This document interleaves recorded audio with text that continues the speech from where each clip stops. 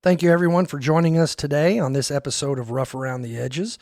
Today's guest is my good friend, Gabe Cesaretti.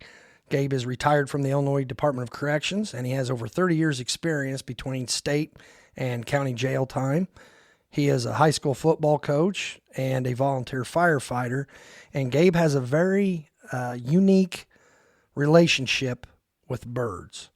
And we're going to get into all of that today, so please sit back and enjoy this talk with my good friend, Gabe Cesaretti. Thank you.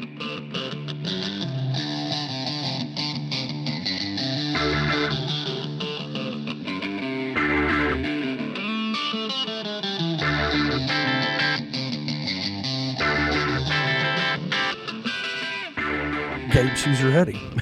What's going on, buddy? It's awesome to see you. Hey, it is so good to see you.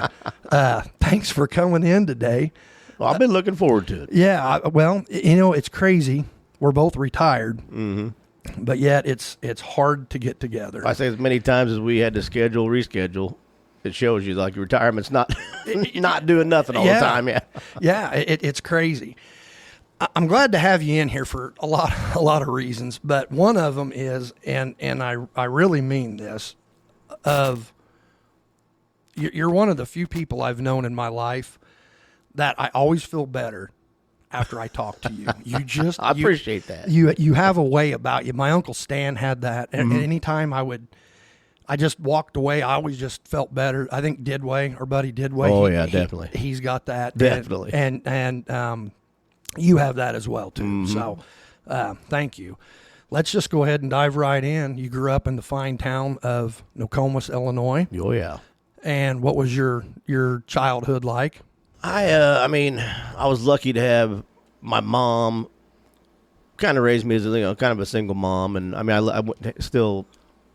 can remember my mom and dad being together just barely. I mean, I have like maybe one memory of them being together. So my whole life growing up, my mom and dad were apart. Right. So, my mom brought me up pretty much as a single mom, and I would still go to my dad's every other weekend, and so I was in both of them were in my life. Right. Don't get me wrong, but my mom is, well, like you talked about, you think you feel better after you talk to me for a while. I mean, that comes from my mom. It's like, I even mentioned the other day as I said something about, to my wife, it was like, something was going on. I'm like, how did I get raised?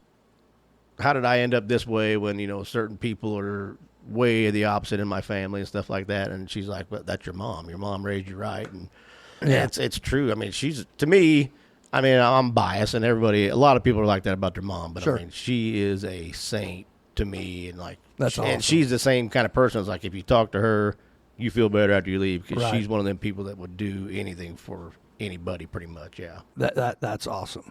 But growing up was just, small town, a lot of friends, and still to this day, a lot of those friends I had when I was less than 5 years old, they're still my friends today, and that's part of that small town living, and I think not just your parents, but your friends' parents kind of raise you too, and make sure you're doing the right things. And I loved my life growing up. I really did. The 80s was a good time to grow up in small town in the Midwest. I agree. It was fun. I think it seemed more innocent. It was like the future was bright. You remember that song, The Future's So Bright, I Gotta Wear Shades? Sure do, yeah. It seemed like that was the way it was, and most of the guys I've talked to, you kind of get the same thing. Now, a lot of people don't know this, and I knew you for several years before I found out that you are a survivor of childhood cancer. Yes. Yeah. Do you mind? I was 8 years old. I can remember, and it was kind of through the summer.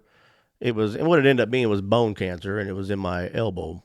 And I was just, as a kid, out playing ball and doing things outside, and my arm just kept getting sore. And finally one night my dad I think I was taking my shirt off to go to bed, and he was just like, and I couldn't bend my arm, and it was hurting. He's just, kind of typical dad, like, just take your shirt off. And he grabbed it and took it off of me, and I screamed, So the next day, that night, he was like, tomorrow we're going to the doctor. So, I mean, it didn't take long. They ran a test, and it was one of those, they shot dye through my arm, and there was a big old tumor on the elbow. And I always say it took, it was a lot of treatments and a lot of doctor visits, and it kind of sucked being in the hospital for, so many times. But it was originally in Mattoon at Sarah Bush. Yep. That's where I spent my first week. And then that's where they did all the testing and found out what it was. And then the rest of the time was many, many visits to St. Louis, the Barnes Children's Hospital. But like I said, I can remember laying in bed in Sarah Bush watching Ronald Reagan get elected. It was 1980. I laid in bed and watched him get elected. And even though all the, operations and, different things they all suck, needles and putting you to sleep and all this stuff. Especially when you say you were 8. I was 8 years old, but all the nurses, I've always said I wish that I could go back and find them. I mean, who knows if some of them are still alive. I was 8 years old, and that was 50, damn near 50 years ago. Yeah. And it's, they were so good to me. I mean, they made my stay, and, they treated me so good. All the nurses and doctors and were great. I can remember that. I don't remember all their names. I wish I did. I could probably find out somehow, but, and then being also 8 years old, I've talked to my parents several times about it. It's like, I don't even know how they got through it. I can't imagine my kids going through that, having the C word, cancer. I can't imagine how I'd feel. And they never, broke down in front of me. Now, they've told me that they would leave the room and break down, have their breakdowns and stuff like that. But I can't imagine. I said, you were stronger than I can imagine, because one of my daughters had their tooth pulled, putting her to sleep. I cried like a baby. Right. But it's just like, you don't understand as 8 years old either. Luckily, probably for me, it's like, I didn't understand what that was. I knew something was wrong and they were fixing me, but I never had any idea in my head that's like, this could be big, Sure. But, everything turned out good. And I had to, like I said, doctors and nurses were great. And I spent a lot of years afterwards going back for, checkups and stuff, and everything has went fine since then. So that's awesome. And, that's something that's good for people to hear, because, cancer rates are going up and everything. And God forbid anybody would have a child that would have bone cancer. I mean, you hear that and you just, it scares you, but here you are all these years later, fine, healthy, doing great. So that's, it's not a death sentence. And I always hear, other people with kids going through that. And I'm like, I want to say something to them, but I'm like, I don't even feel like like I said, I was 8 years old. I'm not, but I just want to tell them, hey, it can be beat. Yeah. I did it. Right. Yeah. It can, and I've lived a great life since then. So, absolutely. Yeah. Now you're, whenever you were in high school, I know you were a good athlete. What sports did you play? I played football, baseball, and basketball. You played all three. Yeah. What would you say was your favorite, and what do you think? Okay, let's go baseball. What position did you play? I was an outfielder. You were an outfielder. Okay, I'm guessing you're short, you're strong, you're built real stout. Yeah, I was pretty pretty quick. quick. You were fast. Yeah, I would say I'm one of the fastest fat guys you ever seen. I was pretty quick, so I could cover some ground right there. And I would say baseball was probably the sport I was the best at. Okay. I felt like I was a better player. Football was probably my favorite. Okay. Baseball, I was probably the best at. Right.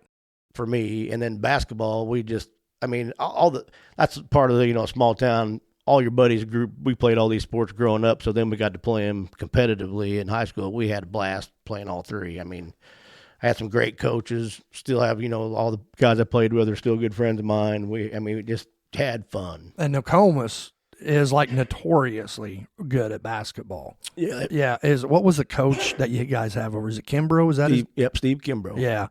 I know. Well, he's legendary. I mean, he's one of the top Hall of Famer. Yeah. So a lot of wins. I mean, one of the top. I'm not sure the number, but I know he's top of the state. Yeah. In wins. Yeah. When I hear Nokomis, I think we'll get into the football a little bit later too, because you were the head coach at Nokomis. You started off. What position did you play? Pretty much a running back and either like an outside linebacker or a D-back kind of player. So you got to hit. I played. You got to hit people. Yeah. Yeah. And I was never, a superstar athlete. I'd say I was above average, but I feel like I had a good work ethic, which helped me out in life, was because being smaller, shorter, I always felt like, I had to bust my butt or I wasn't going to get a play. So, I mean, that's one thing. A work ethic will take you. Sure. I think that's more important than anything else in life. Mm-hmm. I mean, as far as continued success, if you have a work ethic, that you can trump intelligence. Mm-hmm. You can trump the situation you were born into if you have a good work ethic. If you want to work at it. I mean, lazy's never going to get you anywhere. No, in my opinion. No. Yeah, whether it's sports, a job, or anything. Yeah, there's no doubt about that. Okay. Now, this is going to sound like a funny question, but people need to hear that. When did the birds begin to hate you? Well, that was part of. I grew up. Most of my childhood, we lived about a half a block from the elementary school. Okay. So that's where we would go then, like all my friends, we'd play baseball there, we'd play basketball, football, whatever. We'd all meet at the school because they had the, big field we could play in and everything. Well, I have no idea really how, but there was some neighbors of ours that lived a block away, and they had a pet crow. Now that sounds weird. And I'm guessing it was one of those deals where, they probably found it injured in their yard and they just nursed it back and it stayed there. Well, that thing was always around through my childhood. And then, when you get to be in that 8 to 10 range and you're over there playing ball and you're kind of a, how young boys can be, be little, little ornery. Exactly. We were playing ball and that bird would come sit on the fence a lot of days and just watch us. Well, of course, we thought it was funny to throw the ball off the fence and to scare the crap out of the bird, Right. Well, for some reason, that bird remembered me. Yeah. And it was I spent, I don't know how many years that bird living a block away. If I would ride my bike or walk near that house, that thing would come off the power line, come out of the trees, and I wouldn't even see it coming at first. Right. And it would just all of a sudden I'd get smacked upside the head by this. I mean, it was a good sized crow. Crows are big. Yeah, it was. Yeah. So it got to be, and to this day, I'm scared, to death of birds. And so that thing would just ride my, like I said, I started having to walk or ride my bike a block or two out of the way just because I was scared to death of that damn bird. The bully lived down the next block. So it got to be, and it was, I mean, I bet we're talking 4 or 5 years of this where it was just that crow would attack me every time he saw me. Now, would he attack other kids as well, or was every it now just and then, mainly but you? Not very, I mean, not near as much as he would me. And it's He hated you. And there was even a time it got to a point where he started to be mean to other people, and they took him out in the country and got rid of him. And the funny story about that was he was gone for a week, and I'm like, woo, this crow's gone out of my life. Well, he ended up at one of my buddy's house who lived in the town just right outside Nokomis, Ullman, which is 5 miles outside of Nokomis. Okay. Wyatt went to spend the night there that weekend, and I spent the whole 24 hours. That bird chased me around their yard. He remembered you. Oh, yeah. In the as soon as I showed up, he's like, game on. The next town over. Yes. Years later, you're over there playing with your buddy, and all of a sudden you got attacked he again. was gone for a week. And then I went out there to my buddy's house, and as soon as I got out of the car, I saw him, too. I'm like, you got to be kidding me. And you can just see, I knew it was game on with that bird. Now, weren't you handing out... Well, that's part of the funny story. I mean, so after that weekend at my buddy's house, I never really saw that bird again. Right. But it was almost like he spread the word because, I mean, to this day, if birds are around, odds are one of them's coming to hit me. I mean, just they just don't there's like something. You. And even all the people that know me, my friends, well, like you, it's if birds are making noise in my general area, everybody's like, watch out. Gabe's going to get hit. Something like that. But that bird finally left, I'm going to say, I was probably around 13. So bird's out of my life now. The main bully, he's gone, and I'm 13 years old. Well, you fast forward 7 or 8 years later, and this is hard to believe, but it's the truth. I know you or anybody listening to this that doesn't know you, he is an honest man. My stepdad was the sheriff, and he's running for re-election. And so he, how politicians, they hand out flyers and stuff. Well, it was one Saturday, he's going to hand out flyers, and I'm like, you know what, I'll go with you. we're going to Fillmore, which is a town like 15 miles from Nokomis. Right. He drops me off at one end of town. He's going to the other. He's like, hey, we'll meet in the middle. I'm like, cool. So I start walking the streets of Fillmore, handing out flyers for my stepdad. And I turn the corner on this one street, and this crow is flying like between the power lines about 2 blocks up ahead of me. And he's making these noises. I'm like, that's him. There's no doubt in my mind. I know that's him. He's back. So the closer I get, the louder he gets and more, active he's getting. I'm like, I'm going to get my butt kicked by this crow when I get up here. So I was tempted not to even go that way. Right. But I soldiered on, went on that way. Well, luckily, my cousin's grandma lived on that street. Well, I called her grandma my whole life too. Right. And I get to this, I'll never forget, I'm at this trailer with like a wheelchair ramp. And I'm talking to this lady at the front door. And out of the corner of my eye, here comes this crow beelining for my head. And I turned around and ran straight across the street into my grandma's house without even knocking. Yeah. And just like sat on the kitchen table. She's just like, what are you doing? I'm like, I'm just going to sit here a little bit with you, Grandma. Time for a visit. Yeah. The odds of that. And I said, that was almost 10 years later. That thing remembered me. There's no doubt he knew who I was. They say crows can count. Mm-hmm. And the old timers used to hunt them. And they would crow. I've hunted crow, and they have scouts. They have. I say take them all out. Yeah, yeah. But crows have different vocalizations that mean stuff to each other. They can count. There's videos. I don't know if you ever get on YouTube and look at the videos of crows. I probably couldn't. Where they'll give them like tasks, and they'll have to like take a piece of copper wire to reach into a tube to get a morsel, and they'll take it and they'll bend it with their beaks and then grab the wire and use it as a hook to hook stuff to pull. They're kind of spooky, really. I agree. Especially, yeah. Well, of course, everybody that knows me knows my stories about birds. And yeah, you've got a bunch. I get people send me videos of especially crows, but birds, just going crazy all the time. And I'm like, there's some of them, it's like a horror movie to me. I can't watch them. Well, okay, you talk about that. Now, one time, I think this is funny. We were sitting around, we were up in Central Control. This is when you and I were working at the prison. And a bird, you were working the armory with Wayne Pros. We're all sitting up there waiting to, go to our jobs or whatever. And this bird flies right into the glass, boom, and it hits and it drops. And somebody's like, I seen it. They're like, oh, there's a bird flopping around. I'm like, let me get it. Because, we're always messing with, people don't understand how much we mess with each other out there, And so don't show weakness. Oh, gosh, no. If you show any sign of weakness, if you think that's going to make them stop, you're crazy, because it's just going to make them go 1,000 times harder on you. So I run up and I snatch this bird up. And I'm like, hey, is anybody, I went up to commissary and got one of them little little grocery bags. So I call Pros up, and I'm like, I know you remember this. Oh, I remember. Yeah. I'm like, hey, I said, I got a bird. I'm going to put it in a sack. He's like, all right, I got you. So I take it, I put it in the sack, and I roll the sack down, and I put C.O. Cesaretti. And I came up the interlock there, and I waited till you went in the back, and I hurried up, and the little key passed through, and I shoved it. Wayne took it, walked it over, boom, just sat it down. And so I go back up to Central, and I'm all excited. I'm like, oh, I can't wait to hear about this. It didn't really work out because you weren't a rookie. So, I remember I asked Wayne, I'm like, hey, how'd that go? You walk over, and you're like, after you guys kind of had time to calm down, it's like, what's this? And Wayne's like, oh, I don't know. I seen it in there. I don't know what that is. Well, most rookies would go over and open it up. Right. You've been around too long. You grab it and you shake it and you're and they're fluttered. You're like, get this out of here. But then you found out it was me. And the funniest part is later on that day, I don't know if you remember this. I'm walking through. I'm like, hey, what's up? Because I wanted to kind of see your reaction.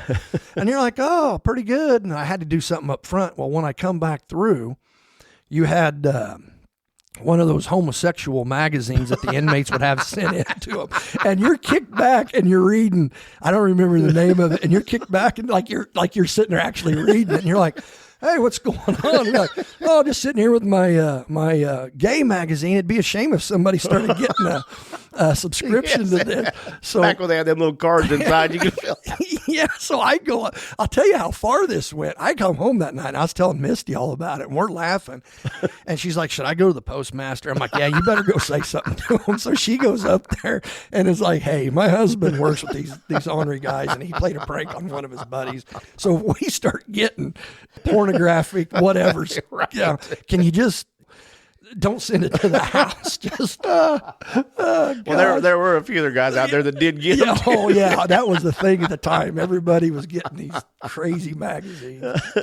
But yeah, gosh. So the birds not liking you has been from Probably from the time I was probably 7 or 8 years old, and it's to this day. yeah, I can imagine. You've had so many stories. Like when we were working and relieving all the time, you'd come in and be like, "Hey man, I had a bird come after me last night," and it's just like, what? I've never.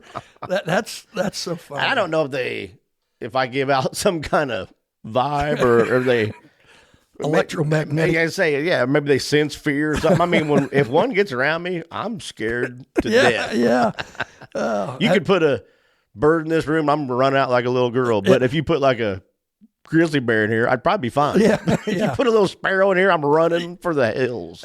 I'm guessing you've not seen Alfred Hitchcock's The Birds. No, I refuse to watch that. Yeah. I don't think I can get through it. All right. How did you get into corrections? That was, I got out of high school and was going to Lincoln Land and had an apartment with some friends up there in Springfield. And it just got to the point where I think I was about a year and a half into college, and I'm just like, I was working at Walmart and hated that job. And I was just sick of school. And like I said, it did help that my stepdad was the sheriff at the time. Sure. And so I'm just like, I'm looking for something else to do. I hate school. I hated working at Walmart even more. And just there was an opening at Sangamon County at the prison up there at the jail. Luckily, my stepdad was friends with that sheriff and was like, yeah, we'll give him a job. And I ended up working corrections there for 3 years. And that just kind of was one of those deals where, hey, I'm here doing the same thing, kind of the same thing. And you can make a lot more money going to the state and doing, a lot more better benefits and everything. So sure. Why not put in for it? So just kind of put in for it, and next thing you know how it is. Got the call and like, let's go to work. Yeah, yeah. And I kind of got lucky there. We wouldn't even be in this position if I put in. You used to put in your 3 preferences, the prisons you wanted to work. Right. Well, Graham was one of mine. Right. And they had called me, and this is before the cell phone days. They had an answer machine. I was gone. Got home and had a message on my machine from Graham, like, hey, we're ready to hire you.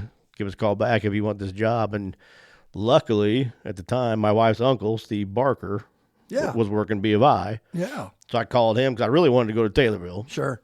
So I called him. I'm like, hey, is Graham calling me? What should I do? He's like, well, let me call you back. Well, he talked to our HR or whatever. Right. That day, called me back. He's like, tell him no. I'm like, okay. So I told him no. The very next day, Taylorville called. Oh, that's awesome. You hired in 95. Yep. Okay. I hired in 96. Yeah. 96. Right, Yeah. Right after that. Now, you were involved in a pretty serious incident pretty early on. It was. I think that was 97, I believe. It would have been because that sounds right. Because I hired in October of 96. I didn't get out of the academy until, I don't know, whatever, like late November or early December. And I had been there a couple months. It was my day off when that happened, but I was working midnight shift. Right. And, but yeah, do you mind getting into that story? Yeah, that was, one of the most serious. You have a lot of serious, but that was definitely the one that probably takes the cake for me.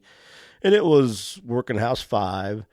And you remember on midnight, sometimes they would redo the floors. You're right. So they would shut off the whole day room, and to go in the back, you had to walk around the building to go in the indoor. Right. So that whole day room was shut for that night because they were stripping those floors.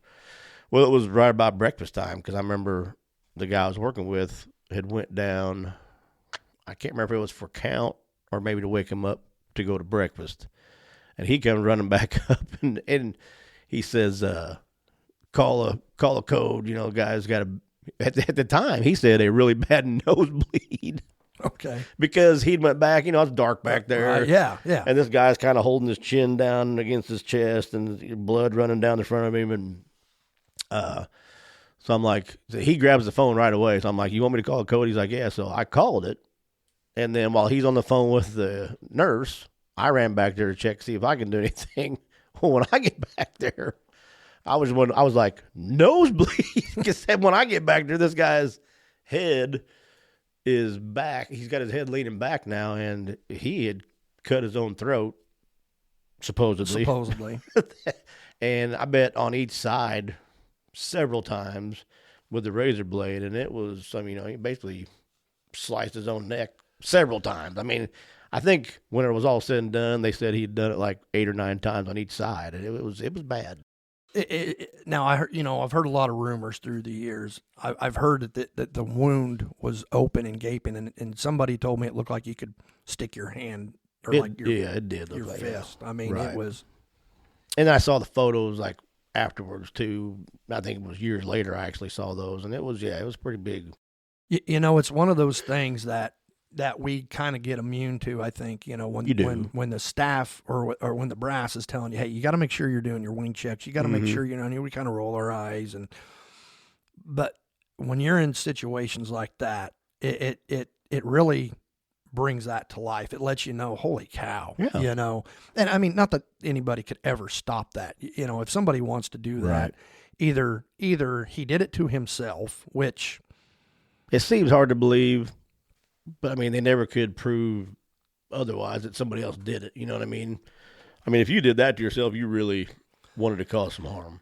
There are mentally ill people. Sure. That, I was thinking about this the other day. There are very severely mentally ill people in our population. And, of course, the prisons, we have a lot of them. And, there's been people that you read about in our state or you hear these stories and in other states that have plucked their own eyeballs out. Sure, yeah. And then there was, the famous one that liked to eat other inmates' feces. Yeah. As sick as that sounds, but that's he would pay other inmates to defecate, and then he would eat it. So that's like I said, that's the part people hear that and it's like, no, you don't even think about that. But in our line of work, unless you've worked in there, they don't know. You don't get it. They don't. They're dealing with those kind of guys. It's more than you would imagine. I remember one time everybody was coming over. The guy was leaving Taylorville to go out, and of course he had a lot of mental health issues. And I'll never forget this. And this is just one of those stupid little things. He loved tea. He loved tea, and he was always eating weird stuff. Anyway, they were stripping him to take him, I don't know, whoever, I think Vandalia was coming to pick him up, take him wherever he was going to go. I don't know if you remember, if you even heard this one. And so they, tell him, bend over, spread your cheeks. And he does it kind of real quick and stand. They're like, hey. They're like, bend back over and spread your cheeks, because the officer thought he saw something. And he had some tea bags sandwiched between his butt cheeks. Right. And they're like, pull that out. So he pulls, and it was just tea bags. And they're like, what are you doing with that? He's like, well, he goes, I know, I've been around a while, and I know the next institution is probably going to be a while for a make commissary. And he goes, I just love to drink tea. So his goal was to sit on this to wherever he goes and use these tea bags. That's the thing, man. It's you got to make jokes out of this stuff, because it's imagine how that tea would taste. Yeah, can you imagine? And in his mind, there ain't nothing wrong with that. Just gonna get me some tea. Right? You can't make these kind of stories up. I guess he's planning on rinsing them off real well. Yeah, that'd be fun. Yeah, yeah. And you're right. I think we have a sick sense of humor. No doubt. You have to. But when you deal with stuff like that, because otherwise you'd go insane. And it's the same with soldiers. It's the same with firefighters, police, anybody that's dealing with these. Gosh, you think about the horrible things and just the stories And that used to always bother me is whenever you'd have somebody, hey, man, you know what he did? I don't want to know. Right. I just assume There was a lot of times it's like, I'd rather not know. Because especially a lot of the times those guys would work for you or were living in the house you were with, and maybe they'd helped you out a lot, were, quote, good inmates that you could rely on to help you out with something. And they were. And then you find out what they did, and it's like, oh, my God. Yeah. I mean, yeah, it's insane how you will have guys that work for you that are great. Yeah. They're great workers. Good workers, They're yeah. polite. They don't give you any problem. And then you just, gosh, you find out what they did, and you're like, how could a human do that, know? But let's get into some of the funnier stories. Because we've got and a lot then of them. I should say, too, that some of them just aren't the inmates. It's the other officers or employees, too, that are just as whacked out. You can't. How many years did you do, Gabe? It ended up being like 28 and a half or something like that. So somewhere around. Yeah, you're over 28 years. So, and then 3 years on top of that at Sangamon right. County. So over 30 years of your life you've spent working in corrections, and that's the thing. It wears on us. It wears on our psyche, our language. Your language changes. Oh. Your everything. I'm having a hard time not cussing a few times here just because I'm so it's so natural to me. It's crazy how when you're around ugliness, it seeps into you. That's why I've always tried to push my kids away from any of that. Of course, my daughter, she just graduated nursing school. She's an ER nurse now, so she's seeing ugliness. Sure. And then my wife's a nurse too, so I mean she knows. She's been there. And they're seeing the front line. Okay, well, let's get to some of the funny stories, and I've got a few things here. And anything that you come up with that anything. It seems like a lot of them. I mean, there was a small group of us, but maybe 8 or 10 guys that were involved in a lot of the same ones. You know, just because we had some fun out there. We did. We tried to and that's what sometimes those little things get you through the day, And I used to love whenever you and I were relieving. Yes, that was some of the best time.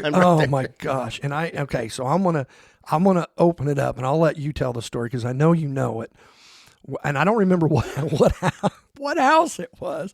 But so every day, every officer has to be relieved from their post. So a lot of times, like if I had, let's say, one house to do by myself, one and half of two, you had to, because there's 2 officers per house, and then you would have to do all of 3 and half of 2. Right. So what you tend to do is you team up, and it's like, well, hey, let's just go knock out 1, 2, and 3 together. Right. So you walk in, you relieve both of those officers at the same time so they can go to their chow break. And then you're in that housing unit, for their half hour, and I'm doing air quotes here, the half hour chow break. And then you move on to the next house and so on until you're done with your reliefs, and then you go back to whatever job you had that day. Right. So I don't remember what house it was, but there was an igloo. Everybody knows those white. That was 4. I do remember that. Okay. All right. It was a red and white igloo cooler. And those were the ones that were supplied to us.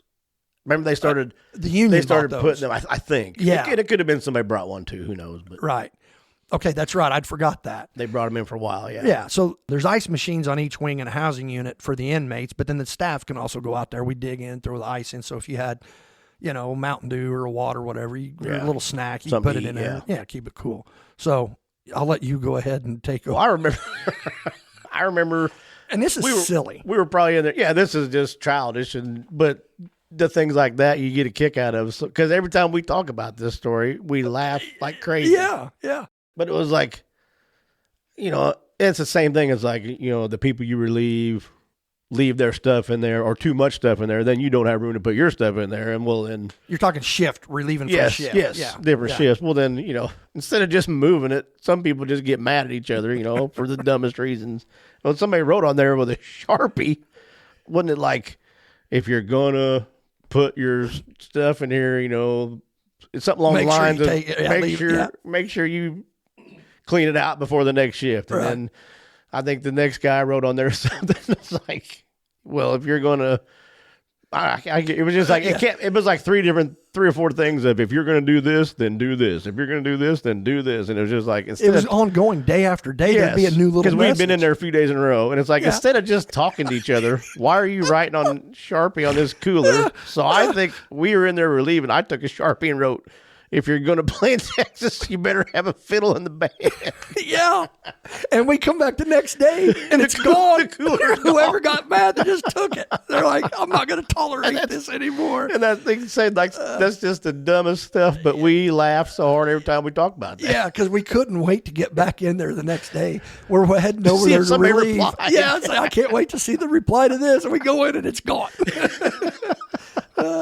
Gosh, yeah.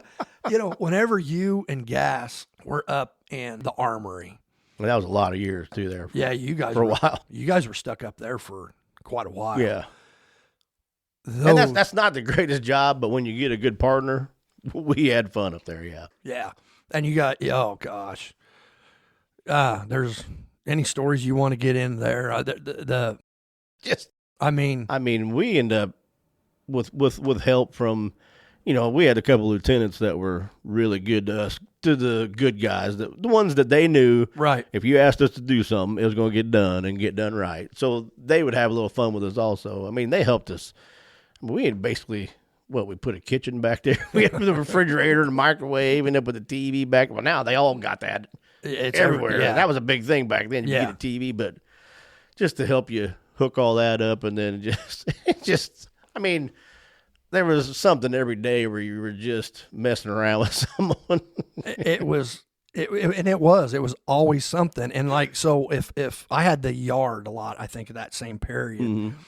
And gosh, you'd go up there to get your radio or keys and handcuffs and whatever. And it'd be like, hey, come here. Did you hear about what? And then it's like, game on. And that whole day or the next week, there was some kind of something going on. And I'll tell you, one of the things that I remember is we had an officer out there that could imitate anybody's voice. Yes. It's just stupid stuff like that. Oh, yeah. Yeah, the childish humor was crazy there. And it just, like you said, you had to have something to get your mind off all the other stuff going on. Yeah. I remember, I don't know, it was my wife or my daughter one time. It was like, you guys sound like a bunch of 10, 12-year-old boys. Yeah, we were sometimes. We are. The request slip. Yeah. Do you remember I remember us.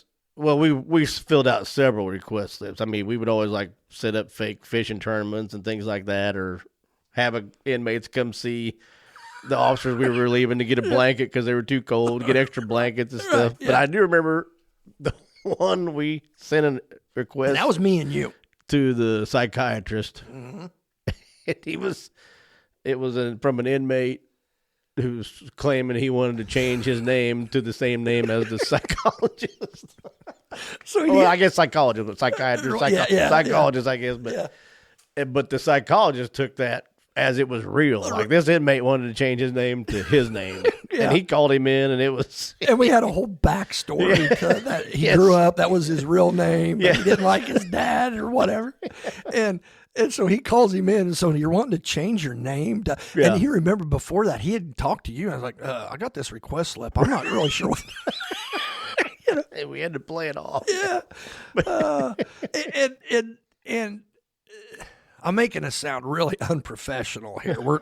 But the reality is, obviously, that was an inmate that joked around a lot. And we knew he could handle it. Yeah. And it wasn't obviously you wouldn't do that to somebody that's got issues. Some of the mental health issues we talked about earlier. So I want to make sure that everybody understands that it wasn't like, we're not making it work. I mean, everybody got a kick out of it. So, all's well that ends well.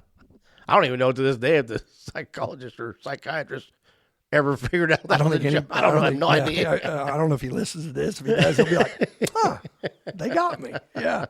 But, but we did that to each other, too. Uh-huh. Yeah. I mean, we were probably, we were harder on. For as many jokes I played, I was the butt of them just as many times. Exactly. And you have to be able to laugh at that stuff. Well, like we talked about earlier, if you get mad about it or whatever, don't take it good, it's just going to come at you worse, because you know how that is. If we see something's bothering you, we're going to dig at that there. Yeah, that's the worst thing you can do. Is, let them know, man. Hey guys, I wish you guys would stop. And it's like, okay, sure. That's going to happen. Yeah. I'll tell you another one is maybe I can say one thing, and you remember this one was the one-horned beast. Oh my gosh. That incident report. I think I've got a copy of it somewhere. Really? I honestly, Gabe, I think people would ask me, do you still have a copy? I'm like, no, I don't think I do. I think somewhere I've got a copy. I don't know where it's at, but I've got a copy of that incident report that you wrote. That was one of the funniest things. I don't know if should we get into that? Well, you could just glance over it. Like, we had a employee that, we'll say, had a couple accidents in the bathroom, which happened more than people would think to more than one employee. Yes, exactly. As embarrassing as it is. But the incident report was all about how he had Mexican the night before, and he rode the toilet like Conan rode the one-horned beast. Yeah. But and it was written, but it was long, and it was hilarious. Yeah, like an actual official incident report. Yeah. Oh gosh. Well, let's move on. That was always one of my favorites too. Yeah. Oh, that was a good. Well, there were several. There was a lot. And that whole, and then there was cartoons. We have a mutual friend that he still works, so I don't want to use his name. He could draw though. But he would do artists rendering of many of these incidents and others that we're not even getting into. Yes. And then magically somebody would print them off, and then there would be cartoons. They'd be all over. Everywhere. Gosh. And you couldn't wait for the next one. Oh, you couldn't, because it's so well done. Gosh, it was. We made the best of it as we could, Sure like we we said did. earlier, because we're talking the funny stuff and not getting into all the nasty, horrible. Yeah, I mean, you had to have some humor, or you'd come home and be a miserable human being. Right. Like most of us good buddies, luckily we weren't that way. Right. We weren't that way. There were some we knew that were like that. Oh But gosh, I'm a lot more cynical about stuff. I mean, but you know what's funny is when I open up and laugh, I laugh more around you guys than I do anybody else. Sounds like it's raining. Got It does, pretty doesn't good it? Yeah. storm coming in. Supposed to get a bad one today, but when I'm around you guys, it's like I feel more relaxed. It's like I can laugh more. And a lot of that humor, like some people listening to this today won't get the humor we do, but Right. it's like you just had to be there. One of those things, you had to be there, and it was a different atmosphere to work in, that you had to have some stupid stuff going on to take your mind off of it. Just to mentally survive.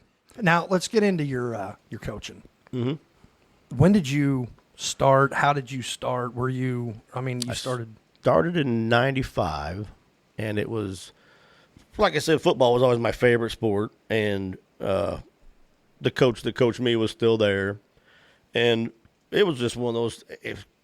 I kind of started, it was just kind of I went out and asked him.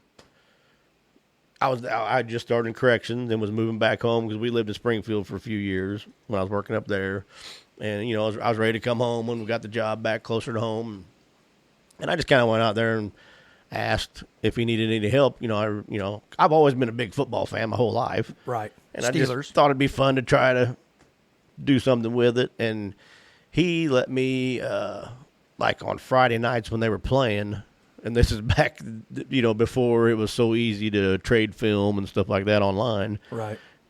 I would go to to watch the team they were playing the next week, and I would write down what I saw, and I got to the point where you write down their formations and their plays, and tendencies you saw, and good players, bad players, who to go after, who not to go after, just stuff like that. And I would take it back to him, and they would use that for the next week. Well, it just got to, I really liked, as a football fan, I really liked the part digging in deep to it and doing the X's and O's, and it was like the next year he's like, "Why don't you just come out and coach with us?" I'm like, "I'd love it." So tried it out, and here 30 years later, whatever, I'm still doing it.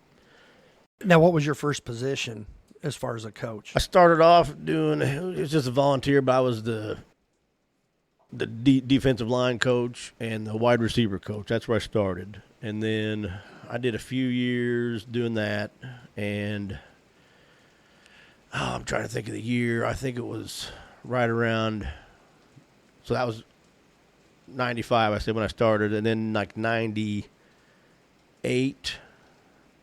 or so 2 or 3 years in, the guy that was the freshman coach didn't want to do that anymore. He just wanted to stay with the varsity. So I got the freshman spot. I still kept doing the defensive line, receivers, but I moved up, became the head freshman coach, and that's where, I could the head coach let me do my own thing, throw some of my own plays in there and call some of my own stuff. That's when I really started getting to love it and running your own program. Basically, the freshman was my program. I did this, and still working with the varsity. And then, so I did that until I got the head coaching spot in 2006. And I would say a few years before that, 2006, like we're talking 2003 or so, I became the defensive coordinator, basically, and kind of ran the defense on Friday nights. And so, you just kind of step up. And then finally in 2006, the head coach retired, and I put in for the spot and got it. And, of course, the first thing I did was get a couple of the guys that were ex-players of ours that I thought would be good coaches, got them on board. And so the 5 or 6 of us core group guys, we've been doing it ever since. So I did that head coaching spot for 10 years. And everybody has, there were some other people heard different things, but 10 years into it, I was like, I'd been doing it for 20 years basically at that time. And there was a little burnout. I was kind of getting burnout, and I'd say it was half that and half I had 3 daughters, and they were playing sports and doing things when they were growing up. And, early on, there was a few things I'd have to miss, a game or something here and there. Not very many. I tried not to, but I didn't want to miss any. So sure, I stepped back and took a break for, I think it was 3 or 4 years. My brother-in-law, luckily, took over as the head coach, and the same guys ended up still coaching. And I got back into it, right around the COVID year. I kind of got back into it again. Okay. So 2021, somewhere in there. I got back into coaching again since my brother-in-law was head coach. It was pretty easy for me to step back in and be an assistant again. And the guys that I coach with now, this year I'm kind of going to be the offensive coordinator again, which that's kind of my favorite thing to do is call offense. I love doing that. So now I coach the quarterbacks and defensive line still. But the cool thing about us is I always kind of preached when I was the head coach, like, this is a family, this is not just a team, it's a family. We kind of brought that family atmosphere into it. And my brother-in-law has kind of carried that on. And it's not only that, it's like there's not many programs around this area that I know of we've had the same core group of coaches. We've been doing this together for, like I said, I've been doing it almost 30 years, and a lot of them have been there 20 plus.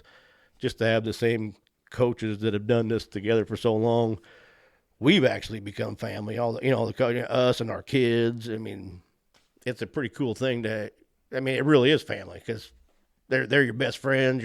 Their kids are your kids are theirs. It's a pretty cool thing going on. That's awesome. And that's one thing I've always said about Nokomis. For a small town, you guys over there are your sports. You're right on it. That's a very critical part of your culture in that community. It is. More so than other communities. Because there's not a whole lot of other stuff to do in a small town. You know how it is. Yeah, it's probably, what's the population of Nokomis? I think it's right between 2,500 right in there somewhere, yeah. So you're just barely big enough to even have a football team. Right. A lot of towns that size don't even have one. So, and we have been lucky there because, we've had teams that have only had 25 kids go out. We're usually between 25 and 40. And there's some teams that aren't playing 11-man. They're going to 8-man football that still have 40, 50 kids. And I'm like, how can you not play 11-man football with that many kids? We've done this with 25. And then I remember the one year we had 25, and then you get a few injuries. We finished the year with like 21. And it's like, you can do it. Right, yeah, yeah. Got to play both ways, but that's how you're doing it all the time anyway. But I was thinking about this too. You guys, your team mascot, have you heard about this bill that passed the Illinois House? Yeah, that gets talked about quite a bit, yeah. So for the people that aren't in Illinois, the state of Illinois, the House passed a bill, and it's to eliminate any sport that has anything to do with Native American. So you can't use Redskins, you can't use Indians. They don't want warriors, and you can't use any imagery. You can't have a spear, feathers, headdress, any of that. Arrowhead, none of that. It passed the House, I guess, because I looked this up before you came here because I want to get your thoughts on it. Right. And it's stalled right now in the Senate, but I'm sure if they pass it, I'm sure Pritzker will sign it. And then you also can't have anything to do with, there's another bill to do with disabilities, have a team. And you know how this whole thing got going? I think it's Freeburg. They are the Freeburg orphans, or not the orphans. There's one that's the orphans. I can't remember that town, but they're the Freeburg midgets. Right. They're the midgets. And the reason they call them the midgets, this goes back to, like, I don't want to say the 1920s. They either won state or they beat some huge big team that they were all a very small, short team. And so since then, that's been their team mascot. Well, nowadays that's considered offensive, and I'm going to ask you your thoughts. I think I know, but I mean, I get it where how things are nowadays, with which I don't agree with much of that. But I mean, to me, number one, like, we're named the Redskins, and to me, or the Indians or Chiefs, whatever you are, Warrior. To me, I don't think you would name your team anything that's negatory. I mean, I named my team this because I believe they're strong and they're to be feared, and not in a bad way, but I mean, they're, like I said, they're strong. You want to be tough. They're tough. They're good. I'm not going to name my team something that I'm going to make fun of or that I look down on. To me, you're looking up on something. This is what I want to be, like a warrior, right? Something important and like that. But a lot of people don't look at it that way.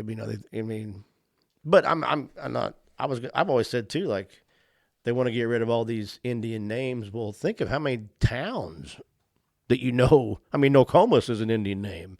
Moequa, Cahokia. I mean, you go on. Kaskaskia River. There's so many just towns that are named. You're gonna make all these towns change their name too, Well, and the other part of it is they're just singling out the Native American stuff. And I read some quote from one of the guys that is representing the Native American, and his name was, and I'm probably getting it wrong, but it was like Andrew Johnson. Mm-hmm. And he's speaking for, well, number one, Native American is actually a racist term, because they didn't call themselves American. I mean, that's named after an Italian explorer, Amerigo Vespucci. You know what I mean? They called themselves what they were: Lakota, Chippewa, Kickapoo, whatever. So the term Native American is no more. That's just as offensive as an Indian. And I had a roommate in the Army that was a Hopi, 100% full-blooded Hopi Indian. Grew up. He called himself an Indian. Mm-hmm.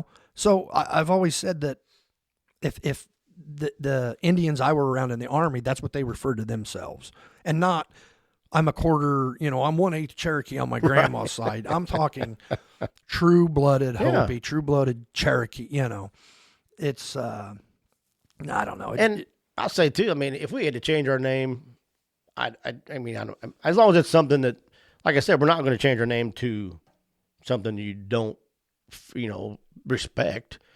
But, the name change to me, I know there's a lot of people that would be mad about that. To me, if it happens, it happens. It's just like taking statues down and crap. I don't agree with it, but what are you going to do? Right. But I don't. In my opinion, no, you shouldn't have to. Like I said, if you guys don't change your name to the Fightin' Whiteys, I'm going to be disappointed in Nokomis. I mean, I'm not full-blooded Italian, but I'm Italian. My name is. It's like if you name your team the Italians, to me that's respect. Yeah, it's like T-Town. They're the wooden shoes, as an homage to their German ancestry. Right. There's a lot of community Vikings. Yeah. So Notre Dame, they're the Fighting Irish. Yes. Well, that's a negative stereotype of drunken Irishmen that always want to fight. Right. So who knows? But it's like I get the times we're in. It's the way it is, but don't really agree with it. Yeah, you don't want to be offensive. And not in the wrong way. I'm not trying to say your beliefs are wrong. I just think, like I said, why would I name my team something I don't respect? Exactly. Well, we went through that a few years ago when we had the co-op, because we were, the Cowden Harry Hornets, and Dalton was the last class to graduate as a Hornet. And they had senior shirts that you've seen your last Hornet. I thought that, senior last Hornet. I thought that was kind of neat. And then they became the Bobcats when we co-opted with Beecher City. Right. So, it happens. But the name change wouldn't bother me so much as the reason. Right. Yeah. Yeah. On top of being a coach Mm-hmm. and a correctional officer for 30 plus years, you're also a firefighter. Yes. How long have you been doing that? It started off that'd be cool. You're a little kid. What do you want to be? Firefighter. Every kid officer. goes through that phase. Yeah, and my grandpa was a firefighter, and my grandma worked at the city hall, which is where the fire department was at the time, our old city hall. So when I was a kid and going there to see grandma, I thought it was a cool thing. I got to go play on the fire trucks, and jump around there. And I thought, just one of them things in your head as your kid, firefighter would be cool. Sure. Well, I came back when we moved back to Nokomis, a lot of my friends were firefighters, that stayed home. And I kind of just one of those things, same thing as coaching. I went out, what do I got to do to be a firefighter? Looks like it'd be fun, and let's try it out, and applied, and of course got it. And I did it for about 15 years, and it got to the point where it was part of coaching and just other things, kids and everything. I didn't feel like I was putting in the time that, there was a lot of calls I'd miss, because it's all volunteer, of course. Right. Small town. So I stepped away from that for about, I can't remember exactly, like 5 years or so. And then some of them came back. It was actually me and both of my brother-in-laws had retired, and they were needing some people. And the department had kind of changed, and it was still a lot of my buddies. And it was like, yeah, I got more time now. Let's do it again. So ever since I got back on, I really liked it. And I say, I took 5 years off. How it is now. I say, when you ask me how long ago was that, and I say, 2-3 years ago. It was like 7. Yeah. Now that is when you get older, yeah. But I think I took it was like 4 or 5 years and came back to it. And I like it. I've always liked it. Had fun doing it. Bunch of good guys and doing good things. And I've always been anything I can do. I don't think I'm the most talented or have the most to offer of these different areas, but I'm like, anything I can do to help my community, I'm going to try and do it, Sure. That's, we all ought to if I could help somebody or, sure. I said, yeah.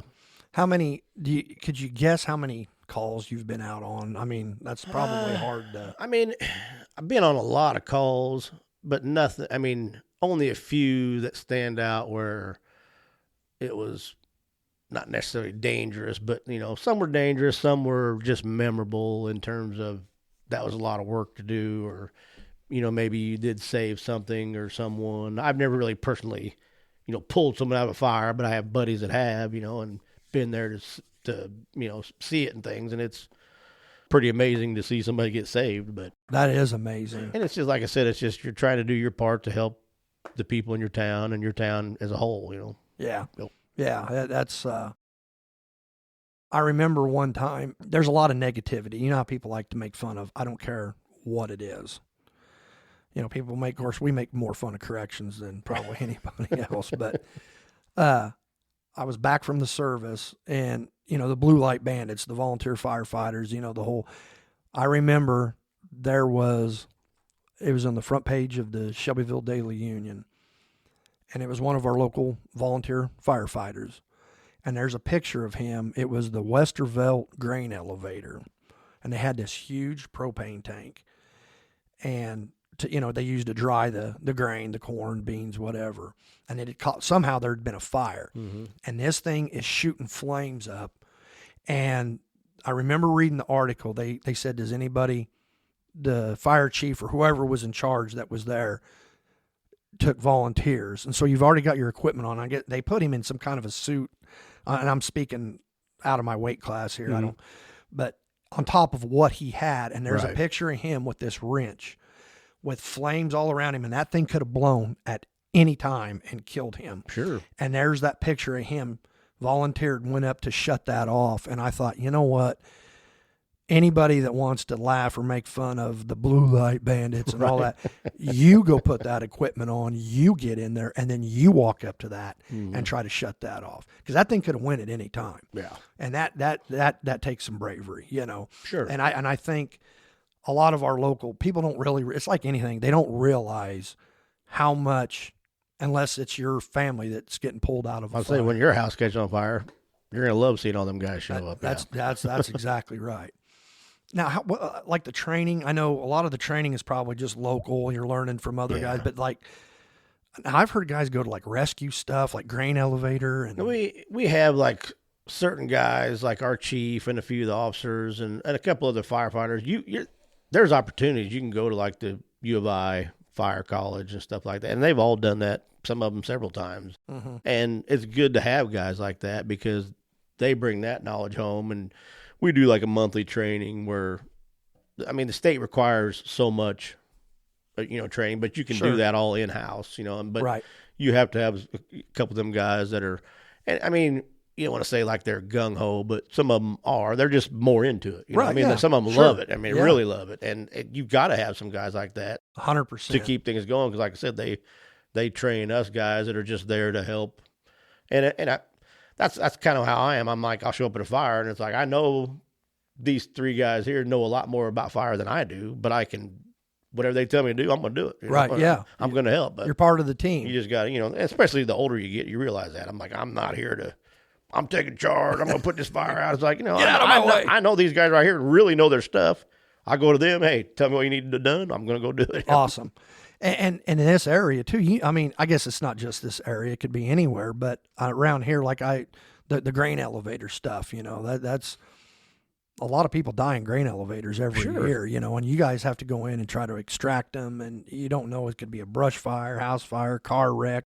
Yeah. As I say, it's not all just fire. It's accidents, and sometimes you're just there to help like a small town, we get a lot of calls for just ambulance needs help carrying someone out of the house, and so you never know what you're going to walk into or get called for. Yeah, sometimes just block the road for an accident. You never know what it could be, something real minor to something big. Well, chemical spills too. Sure. Yeah Now, and on top of all that, are you still drumming in a band? Mean, not in a band technically. I mean, we kind of quit gigging or whatever you want to call it. Right.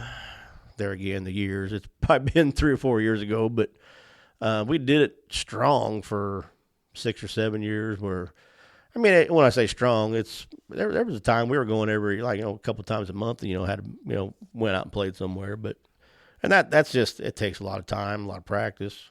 That's really what shut us down.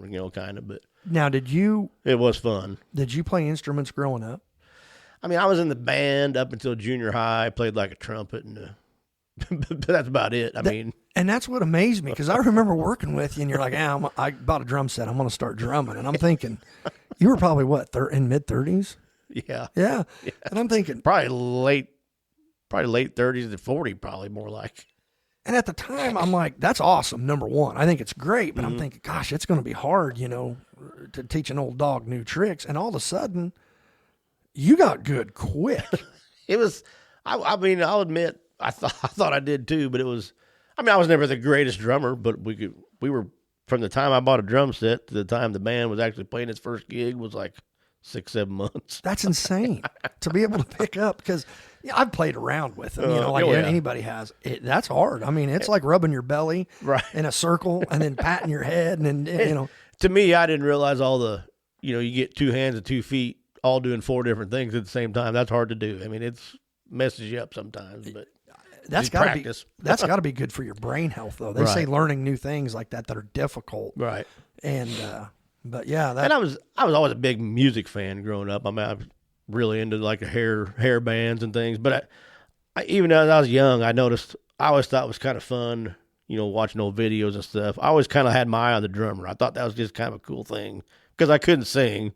Obviously, you want to be the head man, be the front man and sing, but I ain't that good of a singer. Right. So I thought that drumming just looked fun, and it actually started my nephew and a friend of his who played football for me also, where both of them played guitar real well, and his friend was a really good singer. So them two just started like playing songs, playing like the high school variety show, stuff like that. They did that, and they were really good. I was fun, had fun listening to them, and I was kind of joking around with them one time and said, well, you guys need a drummer. You have a good little band going on. They're like, why don't you do it? And I'm like, you know what? I've always wanted to play the drums. Yeah. That's awesome, though. So it was a friend of mine. He's an excellent drummer. He had like 10 or 12 sets in his garage. He's like, come on over. I got one you can have, So I bought it from him and took it to my basement. And it was like 2 hours after I bought the thing, my nephew and his buddy come over and they're like, let's jam. I'm like, I don't even know how to put this thing together yet. Now, how did you learn? Was it like watching YouTube videos? I actually did the basic beat. I watched the YouTube video, exactly what I did, and just kind of figured that out. And then it's just, I can't read drum music or anything. Right. I could read music from playing the trumpet a right. little bit, but the drum music's a whole different sheet of music. I still, to this day, I don't know how to read that. I just could put my headphones on, listen to a song, and be like, okay, he's doing this, and I just kind of figured it out after that is so as cool. I went along. Yeah, that is so cool. The older I get, it's funny how your perspective on life changes. And we had band when I was a kid, and it wasn't anything I was really interested in. Guitar, right. I was listening to at the time I was really into the hair bands, and I still am. I love 80s music, yeah. But I love classic country too. The stuff they don't play on the radio. Right. But looking back, I wish I would have picked up an instrument because that's something you can do the rest of your life. I still like when we had the band going strong, we practiced in my basement. Well, all them guys would leave their guitars in my basement. So at times there'd be 12 guitars sitting in my basement. I'm like, why didn't I ever just pick one of them up and learn to play? Because I don't know how to play guitar. Right, yeah. I would like to play guitar too. Yeah. Yeah, it's neat to have an instrument that you can take around and, you can sit around a campfire and whatever. But, yeah, music is, it's cool. Well, anything else you want to get into? I mean, we've glossed over so much stuff. We're an hour 10 into this, which is crazy to think. Pretty good? Yeah, that's pretty good. It seems like, and there again, everybody you talk to has got a different perspective on it. We have friends that they don't want to hear anything about corrections, and other people that talk to me, they're like, man, I want to hear more correction stories. And it's like, well, what do you want to get into? Right. Do you want to hear the ugly stuff? Do you want to hear the funny stuff? Today I thought, kept it lighter. Try to keep a little bit lighter. I mean, the first, but you also have to. And some of those stories, it's like, I don't know if you really want to hear. They say they want to hear them, but some of them you really don't. I want to keep this upbeat. I don't want, some of them you have to, like the story about you finding that guy. I think that's, but yeah, at the same time, there's the ugliness you try to shelter. You don't want that out there. But one thing before we go here, I do want to talk, because when we were discussing getting our own curling team, I forgot. And we were serious. Oh, I would have loved to have done that. We were doing our homework because it must have been an Olympic year. If there was a place around here you could do it, I think we'd still have it. We might be Olympic bound. We would have been. We would have made the Olympics. If there was a place around here you could actually practice.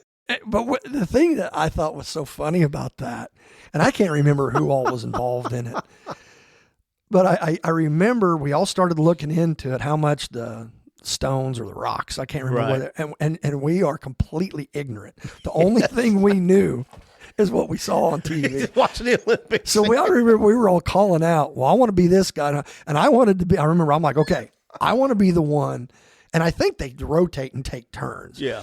I think they do. But we didn't know that at the time. I wanted to be the guy that pushes the rock, and then when they let go, and then they're like down on one knee, and they extend their arm out, but they keep sliding down the ice. The shooter, or whatever you call him. I don't even know what to call him. I wanted to be that guy. Yeah, that, then the broom guy. I remember I think you and Gas were like, well, I want to be the guy that brooms it. And I always liked the shooter, whatever you want to call him. I don't know what it is. But he would always yell at him too, like, yeah. So I thought that was great. Yeah. I thought that was great. And we had somebody that was going to be the caller. Was going to stand back, up.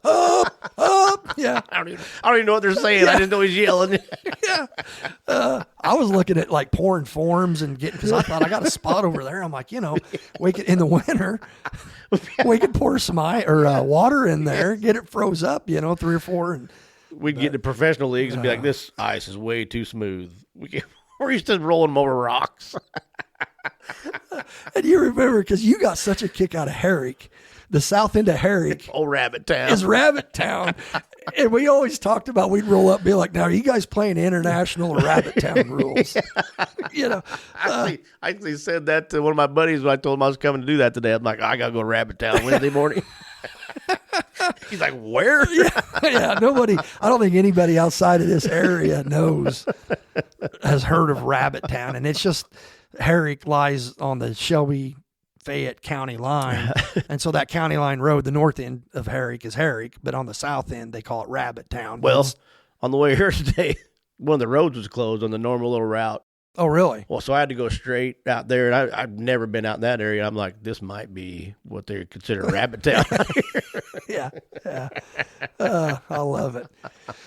Well, Gabe, I know you got stuff you got to do today, and thank you so much. Golf's what I got to do. I mean, that's what I do all the time now. So. Oh, yeah, I forgot. You're big into that golf, aren't you? Oh, I'm addicted. That's one thing I am addicted to, yeah. I've heard a lot of people say it's like the duck hunting guys. Sure. I've had several of them I'll take you, but you got to ask me, and because it's addictive, and I've heard the same thing on golf. It is. It seems like guys that love it. I could go every day and love it. Yeah, that's just the way.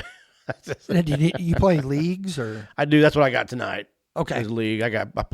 There's some weeks I play Monday, Wednesday, and Thursday night.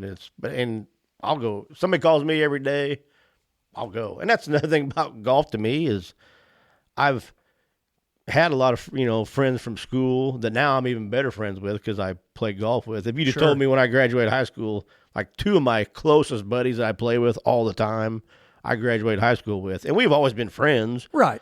But we would still be just friends that see each other every now and then. Now, they're a couple of my best friends because I golf with them all the time, and several other people that you've met that play golf. That's like I would just know this guy if it wasn't for golf. Now I consider him a good buddy of mine because I golf with him. It's just like otherwise you'd just be a guy I know.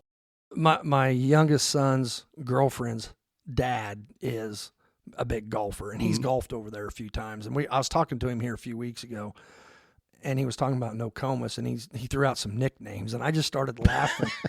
That's another Cerruti would love that. Yeah, because that's another thing that cracks me up is it seems like everybody in Nokomis, you pretty much have a nickname. Everybody's got a nickname, and that is so funny. When he said that, I just died laughing. I'm like, I worked with a lot of those Nokomis guys up at the prison, and I always found that funny. And you don't notice that till you go somewhere and a guy like you or Cerruti used to be the biggest on that. Like, right, yeah. How do you even look up somebody's name in a phone book? You don't even know their real name. I'm like, you know what? He's right. Yeah. Oh, that's great. Well, Gabe, thank you so much for coming in. I appreciate it, brother. It's good. And like I said, I always feel better after I talk to you. I loved it. Had a blast. Yeah. And we'll hopefully we can, and again, scheduling's always tough, but I'd love to have you and, whoever It'd be fun to get a group out. Oh, there, yeah. I know. And then we'll just tell stories, and then we'll go back through and edit out what we can. A lot of stuff. Yeah. But all right, buddy. Well, thank you so much, Gabe. Thanks for having me. Yep. We'll see you. Okay.